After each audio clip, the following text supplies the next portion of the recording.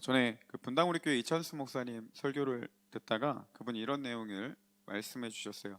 이 목사님에게 한 연예인 집사님이 찾아와서 이렇게 부탁을 했대요. 우리 애들 좀 제발 교회에서 그만 불러달라고.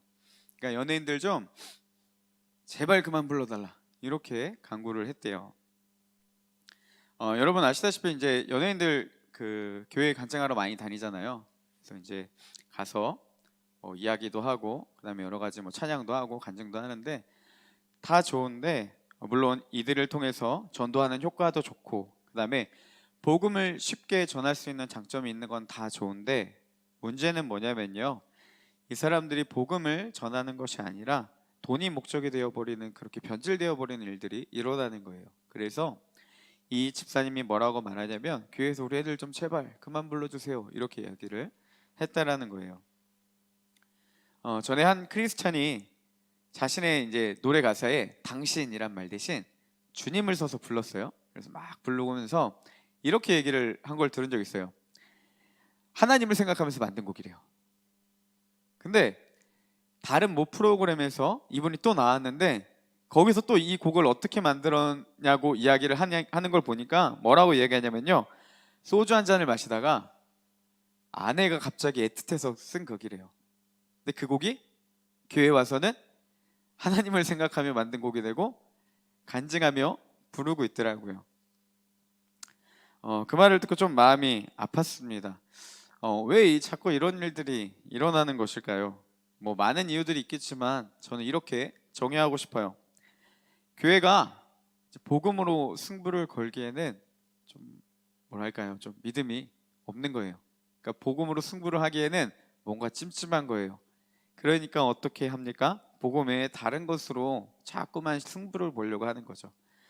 제가 이야기하는 걸 오해하지 마셔야 될 게 연예인 초청하는 걸 부정하는 게 아닙니다. 여러분 지금 뭐 연예인 크리스찬들 중에서도 열심히 복음을 전하고 또 효력 있게 간증을 전하시는 분들도 많이 있어요.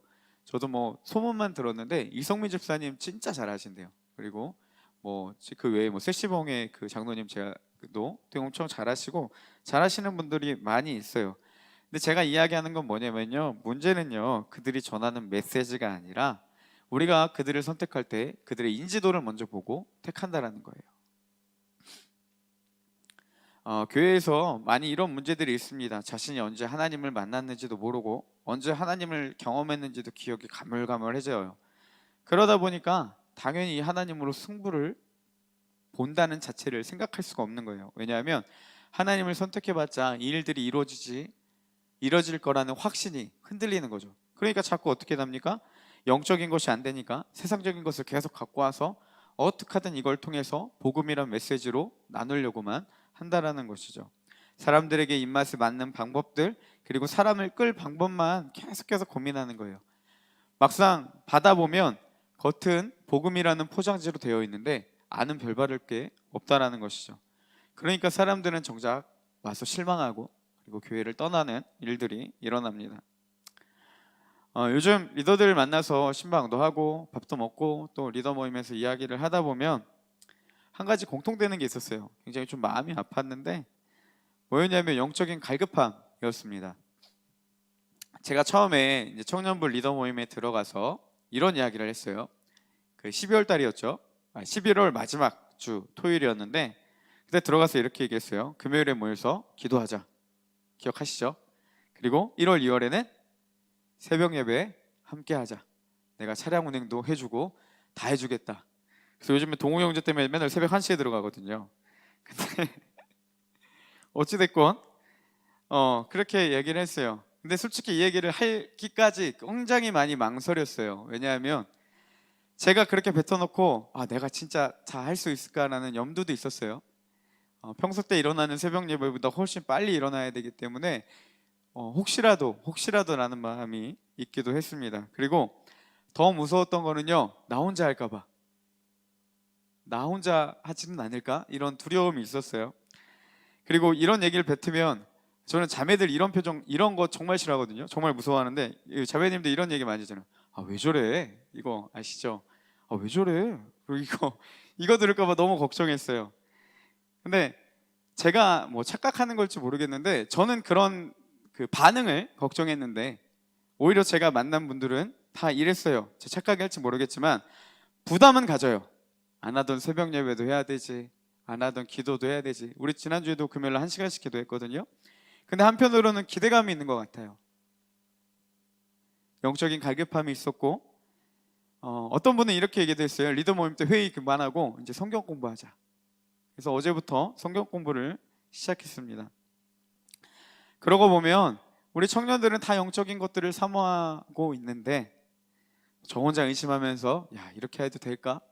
이렇게 해서 싫다고 하면 어떻게 내가 또 이끌어야 되지? 이런 걱정만 하고 있었던 거죠. 기도하자고 하면 안 나올 것 같은데, 좀 빡세게 하자고 하면 싫어할 것 같은데, 오히려 그걸 간절히 원하는 그런 부분들을 마주보게 되었습니다. 제 착각인가요? 원하시죠?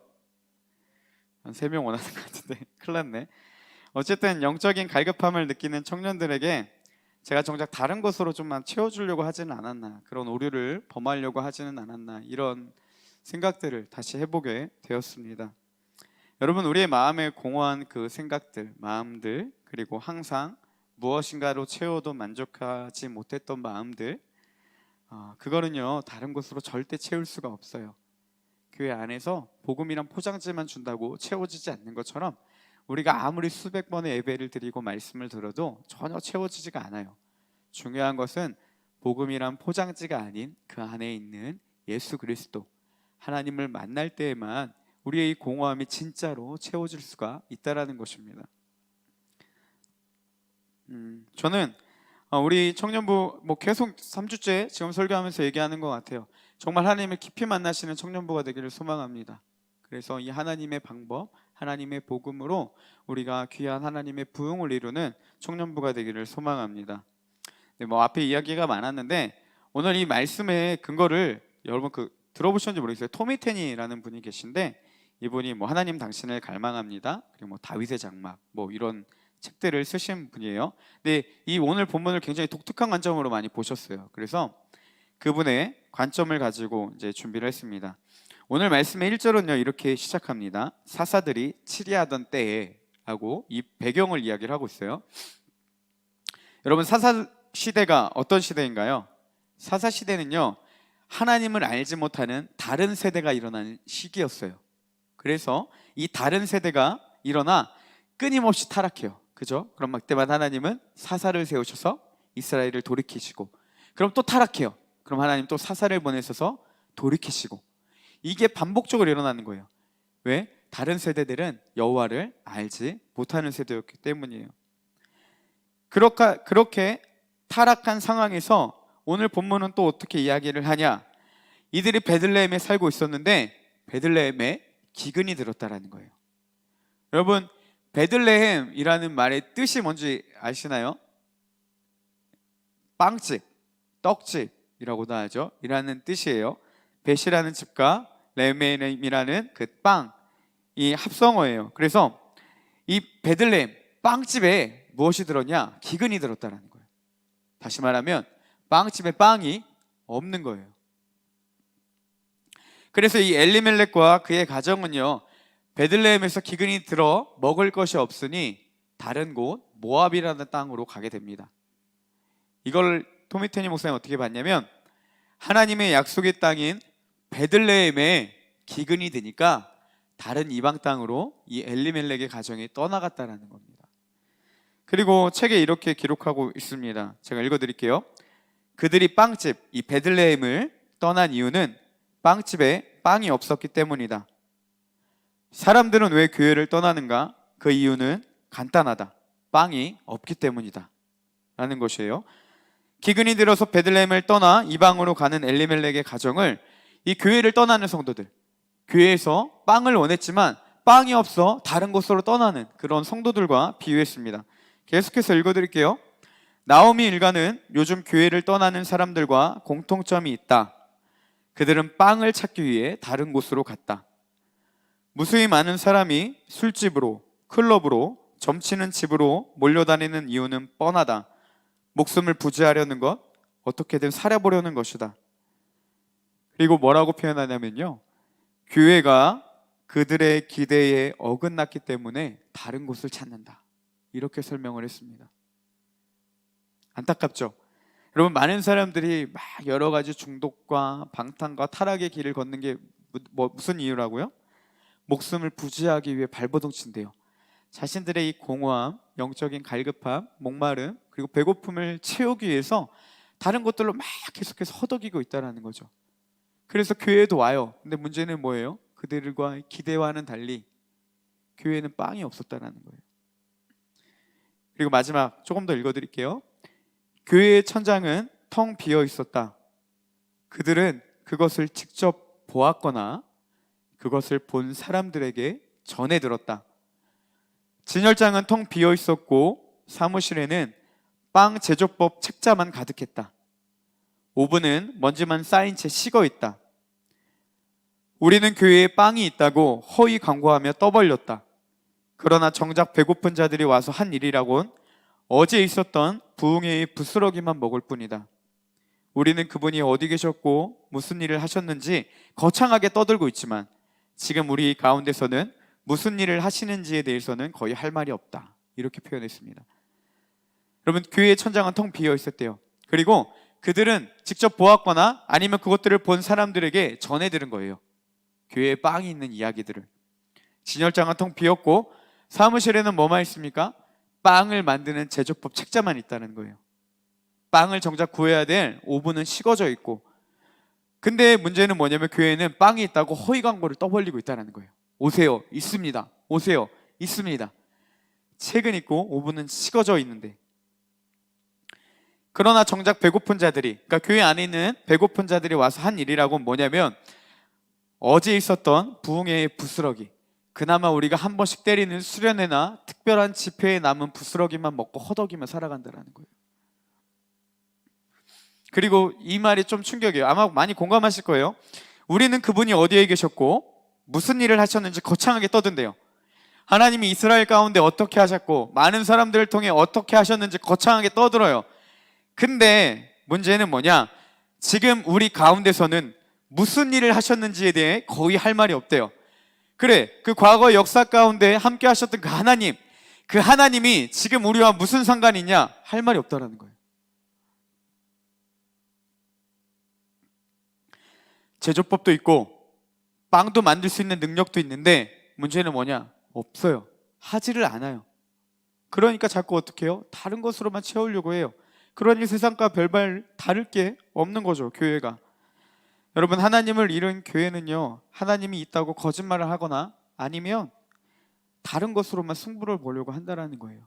그러니까 교회가 자꾸만 세속화되어 져가고 교회가 자꾸만 헛것들만 이야기를 하는 그런 거짓말쟁이 외식주의자밖에 되지 않는다라는 것입니다. 모압으로 간 그 엘리멜렉의 가정, 그 가정은요 결국 어떻게 됐습니까? 모든 남편들을 다 잃었어요. 나오미의 일가는 남편들을 다 잃고 다시 왔습니다. 여러분, 세상에 나아가 우리의 그 갈급함을 채우는 우리의 모습이 이와 같다라는 거예요. 마치 교회 안에서 만족하지 못해서 다른 곳으로 가면 점점 어떻게 됩니까? 더 피폐해져 갈 뿐이라는 사실입니다. 여기서 이야기하는 빵이 무엇이겠습니까? 대충 예상은 하겠지만 하나님의 은혜, 정확히 구체적으로 말하면 하나님의 임재를 이야기를 하는 거예요. 우리의 영적인 배고픔을 무엇으로 채울 수가 있습니까?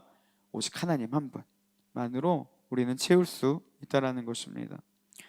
그러면 어떻게 하나님의 임재를 경험할 수 있겠습니까? 먼저 첫째는 우리가 예배가 회복되어야 한다는 것입니다. 여러분, 예배가 무엇인가요? 오늘 드리고 있는 이 행위가 무엇인가요? 많은 사람들이 여러 가지로 정의를 하지만요, 저는 예배를 이렇게 정의합니다. 예배는요, 하나님이 어떠하심을 알 때의 우리의 반응이 예배입니다. 다시요, 하나님이 어떠하심을 알 때의 우리의 반응이 예배라는 거예요. 무슨 말인지 더 설명해 드릴게요. 무슨 말이냐면, 여러분 막 그 예배를 드리는 순간에도, 찬양을 할 때에도, 말씀을 들을 때에도 여러 가지 느껴지는 게 있을 거예요. 어떨 때는 하나님의 위로하심이 느껴질 때도 있고, 어떨 때는 책망하시는, 그리고 내 죄를 깨닫게 하시는 그런 상황들도 있을 거예요. 사랑의 하나님, 공의의 하나님, 위로하시는 하나님, 여러 가지의 다양한 그 하나님이 우리 가운데 느껴질 때가 있습니다.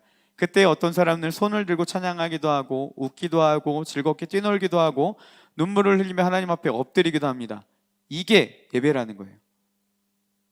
예배는요, 그냥 뭐 주어진 환경과 형식에 따라 드리는 게 예배가 아니라 우리가 그 하나님을 마주했을 때, 만났을 때 우리의 반응이 예배라는 겁니다. 예배의 가장 중요한 포인트는 이거예요. 바로 하나님이 우리와 함께 하시는 것. 임재가 예배의 핵심입니다. 종종 어떤 분들은 예배의 형식에 막 목숨 걸어요. 그래서 사도신경으로 시작해서 주기도문으로 끝나야 된다는 거예요. 그게 아니면 예배가 아니다.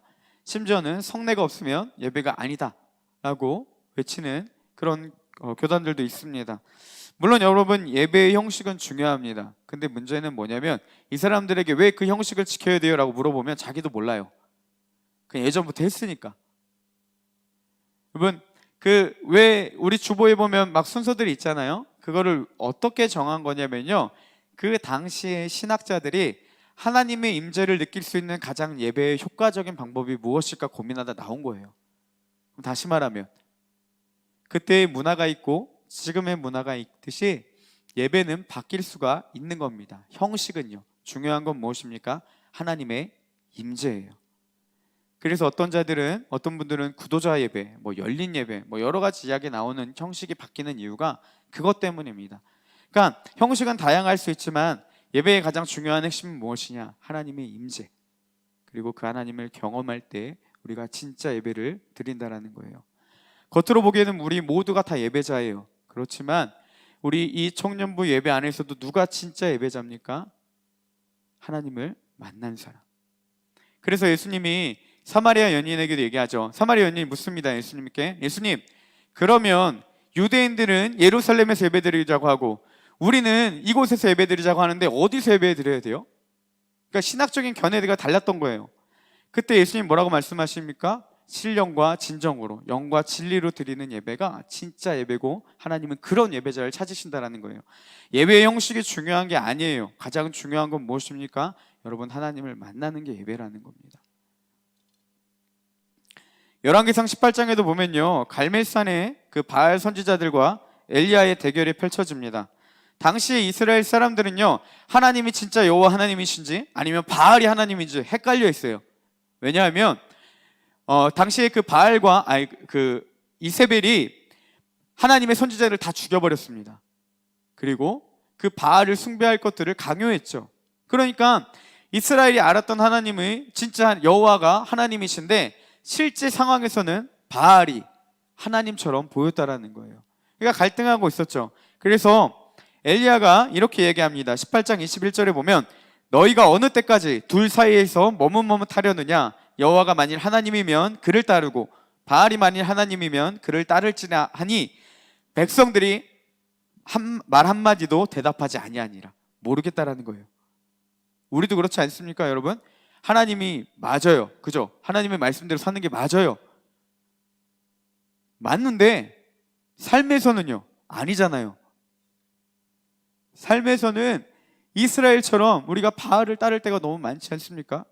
말로 표현은 안 했죠. 왜요? 말하면 신앙이 없어 보이니까, 믿음이 없어 보이니까. 이야기는 못하지만 우리 내면에서도 끊임없이 고민하는 게 뭡니까? 바알이 하나님인지 여호와가 진짜 하나님인지. 그때 이제 갈멜산에서 전투가 펼쳐집니다. 바알 선지자들과 아스라도스 선지자들이 난리를 치지만 아무 일도 일어나지 않아요. 그리고 이제 엘리야의 시간이 왔습니다. 엘리야가 어떻게 합니까? 백성들을 모아요. 그 다음에 성경에 어떻게 기록되어 있냐면 여호와의 무너진 제단을 수축했습니다. 그리고 엘리야가 이렇게 기도합니다.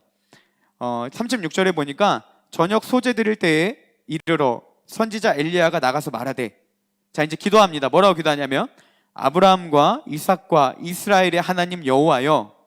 자, 이제 기도 내용입니다.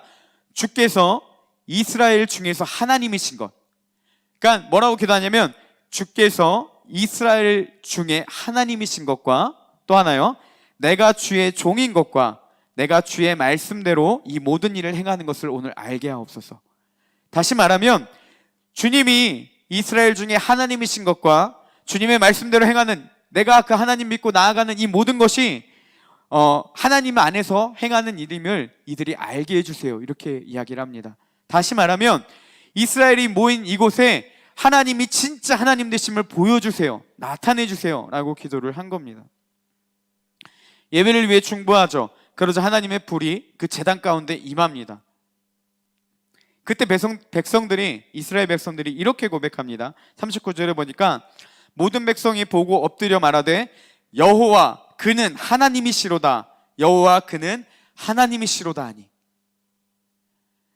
사람들이 무엇을 예배해야 되고 무엇을 바라봐야 되는지 대상을 알지 못했어요. 근데 그곳 가운데 하나님의 임재가 있으니까 이스라엘이 진짜 어떻게 고백하냐면 여호와 그는 하나님이시다 라고 고백을 하는 거예요. 세상에서는 바알이 하나님인 것 같았어요. 근데 우리가 배운 신앙적인 이론은 여호와가 하나님이래요. 둘 가운데 갈등하는 그 갈등의 문제의 해결이 어디부터 왔습니까? 예배. 하나님이 그 가운데 임하셨을 때에 여호와 그는 하나님이시다 라고 선언이 이루어진 것입니다. 여러분, 끊임없이 우리도 이 땅 가운데 풍족 가운데 살아가면서 세상을 무시할 수 없습니다. 반드시 우리를 위협하고요, 그 세상의 가치관들이 우리가 하나님의 말씀대로 살 수 없게 만들어버려요. 그때마다 우리가 움츠려들 때마다 그것들을 종결시킬 수 있는 가장 큰 비결, 가장 좋은 방법은 무엇이냐면요, 바로 예배라는 겁니다. 하나님이 응답하실 때에 우리의 흔들렸던 가치관이 여호와 그는 하나님이시다, 하나님만이 참된 우리의 주인 되심이 고백되어진다라는 사실입니다. 안타깝게도요, 베들레헴의 기근이 들어 모압으로 떠난 엘리멜렉의 가정들처럼 교회에 빵이 없어 교회를 떠난 성도들처럼 예배에 하나님이 없어서요, 많은 이들이 배고파하고 굶주려 있다라는 거예요. 예배의 모습은 있는데 진짜 예배는 없어요. 안타까운 현실을 바로잡을 수 있는 건 바로 우리 안에 진짜 예배의 회복, 하나님의 임재하심이 있을 때에 우리가 이 모든 것들을 이겨낼 수 있다라는 것입니다. 여러분, 함께 같이 기도했으면 좋겠어요. 우리 안에 예배의 빵이 있기를, 우리 청년부 예배 가운데 하나님의 귀한 임재하심이 있기를 사모하고 함께 같이 기도하고, 여러분 시간 변하지 않습니다. 2시 반 예배 전에 나와서 같이 예배를 사모하는 마음으로 기도하시고 예배를 준비하시는 우리 청년부 되기를 소망합니다. 네, 한 가지 더 이야기를 할게요. 둘째는 순결하며 기도해야 된다는 거예요. 하나님은 이 엘리야 한 사람을 통해서 무너진 예배를 회복하셨습니다. 엘리야는요, 목숨에 위협을 받는 상황도 많이 있었어요. 그럼에도 흔들림 없이 자신의 사명을 끝까지 감당했습니다. 이 시대에도요, 이 엘리야와 같은 한 사람의 헌신과 수고가 필요합니다. 그리고 순결함과 민족을 위해 기도하는 그 한 사람, 공동체를 위해 헌신하는 한 사람이 필요하다라는 겁니다. 지금 금요일마다 기도하고 있는데 제가 계속 얘기하지만 12월에는 이제 금요 성령 집회가 없습니다. 그리고 다시 이제 1월부터 금요 성령 집회, 그리고 2월 달까지 새벽 예배 본격적으로 기도하려고 합니다. 그리고 이제 1월 달에 수련회가 계획 중이고, 여러분 이때 금식하며 함께 같이 기도할 거예요. 그때 여러분 변화를 꿈꾸고 하나님의 임재를 사모하는 마음으로 우리 청년들 모두 동참하기를 소망합니다. 베들레헴의 기근이 들어 그 땅을 떠났던 엘리멜렉의 가정, 빵집에 빵이 없어 아이러니하게 사람들이 떠나는 교회의 모습처럼 우리 청년부도 기근이 들어 허덕이는 것이 아니라요, 하나님의 충만한 임재가 있는 교회, 공동체, 그리고 빵을 먹고 만들며 허풍을 떠는 교회가 아니라 진짜 빵이 있음을 선포하고 영적인 기근과 가난에 허덕이는 자들에게 이 빵을 나눠줄 수 있는 공동체가 되기를 소망해요. 그러기 위해서는 이 엘리야와 같은 한 사람들이 일어나야 된다는 겁니다. 제가 처음 청년부 담당하란 말을 들었을 때 솔직히 좀 기대감이 있었습니다. 재밌을 것 같았고요, 뭔가 말로 다 표현할 수 없는 좀 부푼 꿈이 있었습니다. 그리고 그 꿈을 꾸며 지금도 한 사람이라도 함께 같이 나와 기도할 것을 끊임없이 제가 예배 가운데도 이야기를 하고 있습니다. 그래서 같이 오시면 제가 기도하는 자들이 먼저 이 빵을, 하나님의 임재를 경험할 수 있도록 위해서 저도 열심히 기도할 거고요, 그리고 우리 공동체에 부흥이 있기를 끊임없이 기도할 겁니다. 이번 주 금요 성령 집회에도 모여서 함께 우리 청년들과 기도를 했습니다. 기도하는 가운데 저는 하나님이 주신 마음이라 생각하는데 좀 이런 마음이 들었어요. 우리 청년들 코로나 시기를 지내면서 아무래도 그 청년들과 리더들 좀 많이 마음이 힘들었겠다라는 생각이 기도 가운데 들더라고요. 제가 코로나 이전에 출석부를 보니까 우리 청년들 한 60여 명이 예배를 드렸는데 지금 보면 얼추 이렇게 보시면 알겠지만 20명 조금 넘어요. 아, 이 시기를 겪으면서 좀 많이 힘들었겠다는 생각이 들었어요. 사람들이 빠지면 얼마나 힘이 빠져요. 맥도 빠지고, 야, 다들 나가는데 내가 뭐 하는 짓인가 싶기도 하고 여러 가지로 굉장히 많이 힘들었을 것 같아요. 우리 리더들도 뭐만 하고 싶으면 사람이 없고, 뭘 하고 싶어도 인력이 없고, 뭘 하고 싶어도 흥도 안 나고, 여러분 그 시너지를 무시 못 하잖아요. 사람이 없으니까 뭘 하고 싶은 것도 없고 참 마음이 많이 속상했겠구나라는 생각이 들더라고요. 그러면서 또 한 가지 마음이, 여러분도 힘들었겠지만 저도 사역을 하면서 좀 많이 힘들었습니다. 오자마자 베들레헴에 오자마자 코로나 터졌죠. 아무것도 할 수가 없었죠. 열심히 해도 막 이것저것 하고, 저 영화 볼 때도 열심히 했습니다. 여러분 배민이라고 해갖고, 배민이 아이잖아요. 저는 어이로 해갖고 그 라이더에다 제 사진 얼굴 넣고 엄청 돌아다녔습니다. 여러 가지 다 했는데 안 되더라고요. 많이 지쳤어요. 저도 개인적으로. 지쳐있는 청년들의 마음과 제 마음이 이제 같이 오버랩되면서 좀 어떤 마음이 들었냐면요, 하나님께서 그럼에도 불구하고 끊임없이 자리를 지키는 우리 청년들과, 그럼에도 수고한 우리 리더들, 그럼에도 불구하고 사역에 길을 냈던 저에게 좀 열매를 통해 하나님이 귀한 위로하심 있겠구나라는 마음이 들었습니다. 2022년에 하나님의 방법대로 나아갈 때에 하나님이 우리 공동체를 위로하시고 또 풍성하게 채우시겠구나라는 생각이 들었습니다. 여러분, 이 이야기를 하는 이유는요, 같은 마인드를 가지고 같이 공유하고 같이 나아갔으면 좋겠습니다. 저는 그렇게 생각해요. 하나님을 믿는다고 하는데 하나님의 방법대로 하지 않으면서도 예배의 형식만 남아버린 사람들, 정말 불쌍하죠.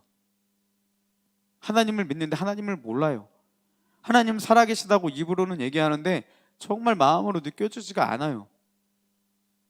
그 얼마나 불쌍해요. 이 시간에 여러분 예배하는 게 이 얼마나 중요한 시간입니까? 얼마나 힘들고 피곤한 시간이에요. 근데 여기서 그런 것도 느끼지 못하고 은혜도 체험하지 못한다면 우리가 정말 세상 가운데 너무 불쌍한 사람 아니겠습니까? 나가서 놀지도 마음대로 못하잖아요. 괜히 하면 찜찜하잖아요. 죄책감은 드는데 이쪽에 맛도 모르고 저쪽에는 섞일 수도 없고 제일 불쌍하고 제일 안타까운 상황 아니겠습니까? 그렇게 신앙 생활하면서도 하나님을 믿는 건 좋긴 하지만 저는 기왕 할 거면요, 좀 그 맛을 알았으면 좋겠습니다. 여러분, 우리의 진짜 공허한 마음은 하나님 한 분만으로 채워질 수가 있습니다. 그리고요, 그걸 가지고 끊임없이 나아가는 곳 가운데 하나님이 놀랍게 역사를 하실 거예요. 저는 믿음으로 바라보고 믿기는요, 2022년 가운데 하나님께서 우리 청년부에게 놀라운 일들을 행하실 것입니다. 제가 그렇게 이야기를 하고요, 저는 한 사람이 모이더라도 끝까지 기도할 거예요. 하나님이 그 일을 하실 때에 여러분 함께 같이 그 일에 동참하는 우리 청년부 되기를 소망합니다. 저는 뭐 어떻게 될지 모르겠어요. 근데 이제 하나님 주신 마음 가지고 저는 끝까지 할 거예요. 이 말이 도전되시는 분들은 우리 셀장분들에게 말씀해 주셔서 함께 같이 기도하는 시간 가졌으면 좋겠습니다. 이제 말씀을 정리하겠습니다. 여러분, 사람들이 교회를 떠나고요, 하나님을 떠나고 하나님을 향한 열정을 잃어버린 건 단 한 가지입니다. 베들레헴이라는 곳, 빵집에 빵이 없는 거예요. 예배에 하나님이 안 계신 거예요. 교회라는 영적 빵집에 빵이 없으니까 떠나고, 빵이 없으니 언제 먹었을지도 모르는 빵부스러기만 맨날 핥아먹고 살아가는 거예요. 얼마나 불쌍합니까? 함께 모여서 기도하시고 예배 때 뜨겁게 나아가시고 좀 활력 있는 우리 청년부가 되기를 소망합니다. 그 일들 가운데 같이 오셔서 동참하시길 바라요. 여러분, 기도가 없고요, 헌신이 없는 부흥은 절대 있을 수 없습니다. 뭐 많이 있겠죠. 뭐 여러 가지 물건 주고 사람을 불러올 수는 있지만 그게 부흥이 아니에요. 하나님의 방법대로 하나님 안에서 우리가 먼저 그 주님을 경험하고 내가 확신한 그 빵이 이곳에 있다라고 선포하는 그런 공동체를 만들 때 우리 안에 예배가 살아나고 공동체에 활력 있는 그런 은혜가 우리를 통해 나타날 거라는 사실입니다. 제게 하나님 주신 마음을 가지고 나눕니다. 여러분, 하나님 반드시 내년에 크게 역사하실 거예요. 그때 함께 동참하시고 부흥의 귀한 은혜를 누리시는 우리 청년부 되기를 주님의 이름으로 축복합니다.